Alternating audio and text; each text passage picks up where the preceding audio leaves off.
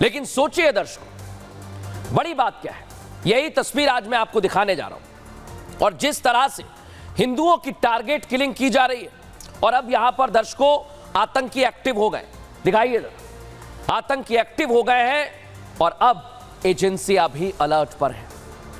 यानी एक तरफ बांग्लादेश में जमात इस्लामी के निशाने पर हिंदू आ गए हैं, दावा यह किया जा रहा है, दूसरी तरफ आतंकी भी बाहर आ गए हैं दर्शकों।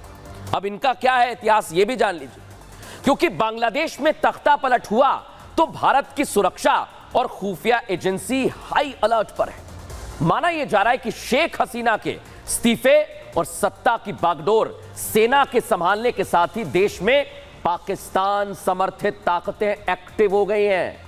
ऐसे में बांग्लादेश के लिए जमात इस्लामी, अंसार उल बांग्ला और जमात उल बांग्लादेश जैसे आतंकी और चरमपंथी संगठन बांग्लादेश के साथ साथ भारत के लिए सिरदर्द बन गए दर्शकों।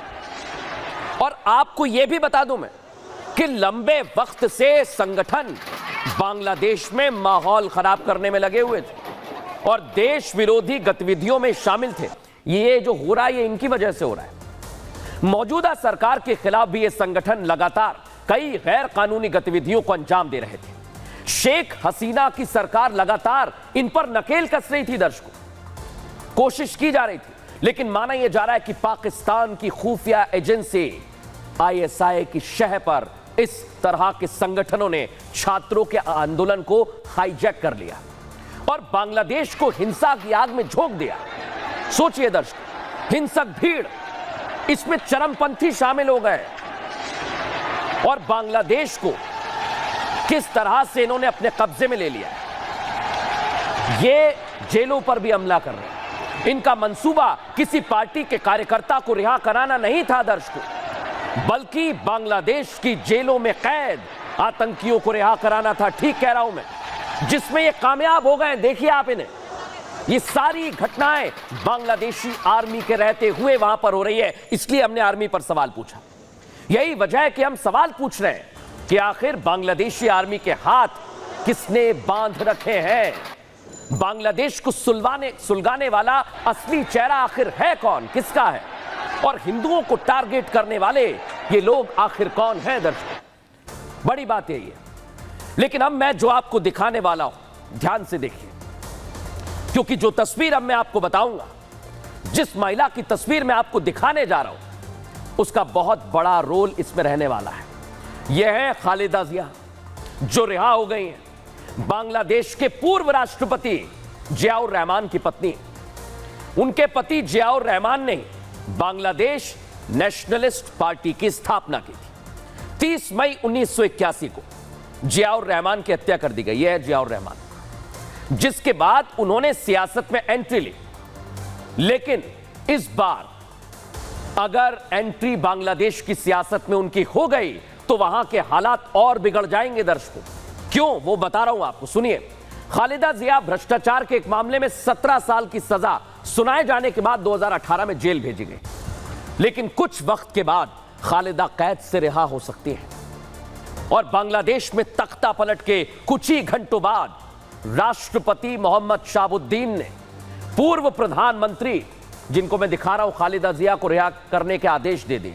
और अंतरिम सरकार में अगर उन्हें प्रधानमंत्री बना दिया गया तो यह उनकी सियासत के लिए किसी यूटर्न से कम नहीं होगा, क्योंकि खालिदा जिया और शेख हसीना के बीच प्रधानमंत्री पद को लेकर कई दशकों से लड़ाई चल रही है।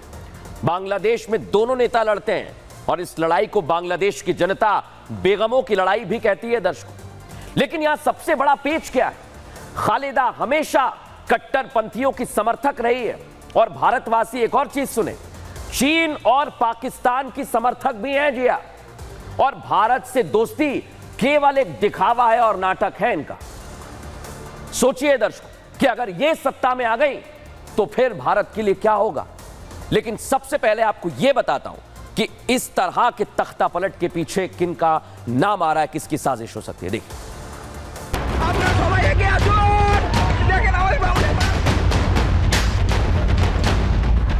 बांग्लादेश में आरक्षण की आड़ में बड़ा आंदोलन खड़ा किया गया। शायद शेख हसीना को पता था कि इस आंदोलन के पीछे ताकतें कौन हैं। यही वजह है कि शेख हसीना ने इस आंदोलन को कुचलने के लिए हाईकोर्ट में प्रदर्शनकारियों पर सीधे गोली मारने की मांग करते हुए याचिका लगाई थी, जिसे हाईकोर्ट ने खारिज कर दिया। साथ ही निर्देश दिए कि अगर कोई प्रदर्शनकारी कानून तोड़ता है तो कानून के मुताबिक कार्रवाई की जाए। फिर शेख हसीना के कानून और संविधान को ध्यान में रखते हुए हिंसक आंदोलन को रोकने के लिए सेना को आदेश दिया, लेकिन कई पूर्व सैन्य प्रमुख और सैन्य अधिकारियों ने सुरक्षा बलों से भीड़ पर कार्रवाई न करने की अपील की। पूर्व आर्मी चीफ इकबाल भुइयां ने तो एक लिखित बयान जारी कर कहा, यह जरूरी है कि सशस्त्र बल तुरंत अपने मिलिट्री कैंपों में लौट जाएं, किसी भी इमरजेंसी हालात से निपटने के लिए तैयार रहें। पहले कोर्ट, उसके बाद पूर्व सैनिकों का विरोध और कल सेना प्रमुख का शेख हसीना का इस्तीफा मांगा। ये बताता है कि विदेशी ताकतें कैसे पूरे बांग्लादेश के सिस्टम को हाईजैक कर चुकी थी। बांग्लादेश की सेना अभी तक हिंसा पर लगाम लगाने में नाकाम रही। वहीं भ्रष्टाचार के आरोप में सजा काट रही पूर्व प्रधानमंत्री खालिदा जिया को 24 घंटे के अंदर राष्ट्रपति ने रिहा कर दिया। ये वही खालिदा है जो एक तरफ तो भारत से दोस्ती का नाटक करती है और दूसरी ओर चीन की नीतियों की तारीफ करती है। खालिदा का झुकाव पाकिस्तान की तरफ रहा है। ऐसे में बांग्लादेश के तख्ता पलट में चीन और पाकिस्तान का हाथ होने से इनकार नहीं किया जा सकता।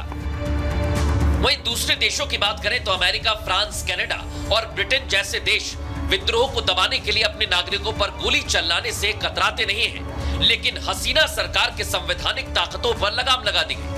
वहां की सुप्रीम कोर्ट ने दंगे की आग को भड़कने दिया।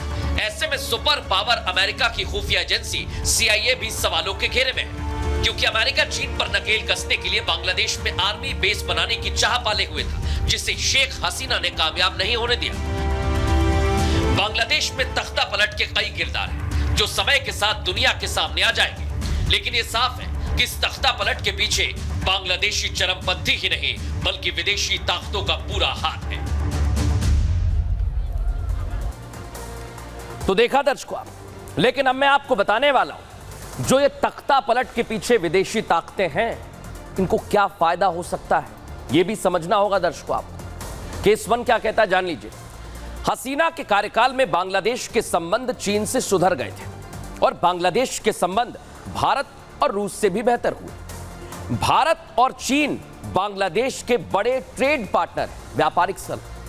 इस पूरे क्षेत्र में अमेरिका को पकड़ बनाने में काफी मुश्किल हो रही थी और बांग्लादेश ने अमेरिका को लेकर बड़ा दावा किया है। अमेरिका को उसकी रूस से करीबी पसंद नहीं आ रही थी। अमेरिका बांग्लादेश पर प्रेशर डाल रहा था, दबाव बना रहा था और बांग्लादेश में अमेरिका को तरजीह देने वाली सरकार आने पर फायदा होगा। यानी अमेरिका साउथ एशिया में अपनी पकड़ मजबूत कर सकता है और मिडिल ईस्ट की तरह अमेरिका की पकड़ मजबूत हो सकती है इस तरह के हालात से। लेकिन इस तख्ता पलट के पीछे कौन हो सकता है समझ लीजिए, क्योंकि तख्ता पलट में पाकिस्तान का कनेक्शन सामने आ रहा है दर्शकों, और इन हालात के पीछे पाकिस्तान की खुफिया एजेंसी ISI का हाथ भी है। हिंसा भड़काने में छात्र शिविर संगठन का नाम है। यह संगठन प्रतिबंधित जमाते इस्लामी से जुड़ा हुआ है और यह जमाते इस्लामी ISI इसको समर्थन करती है। छात्र शिविर का काम क्या है? बांग्लादेश में हिंसा भड़काने का था।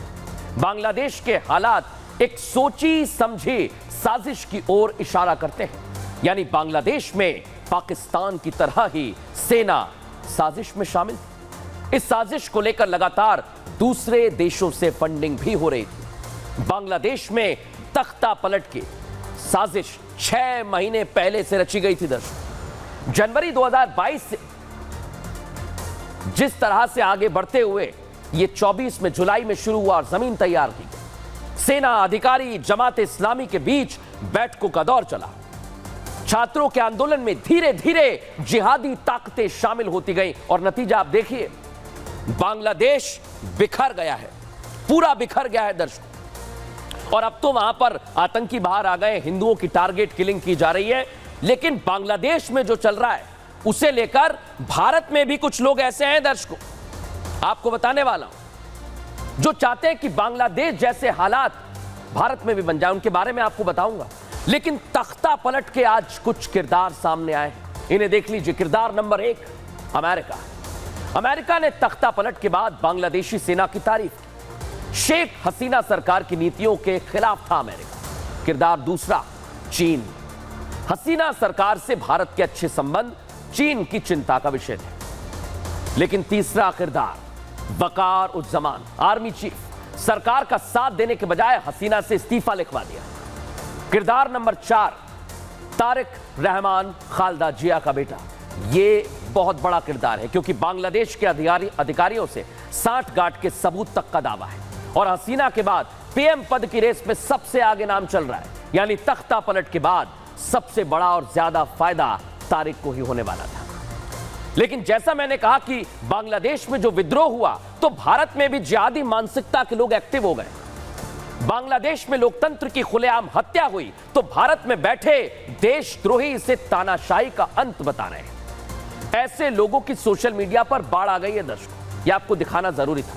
ये लोग बांग्लादेश जैसे हालात भारत में पैदा करने की वकालत कर रहे हैं। लेकिन यहां यह दिक्कत कोई छोटी मोटी नहीं है। दिक्कत तो यह है कि इस जिहादी मानसिकता के लोग एक दो नहीं बल्कि हजारों की संख्या में।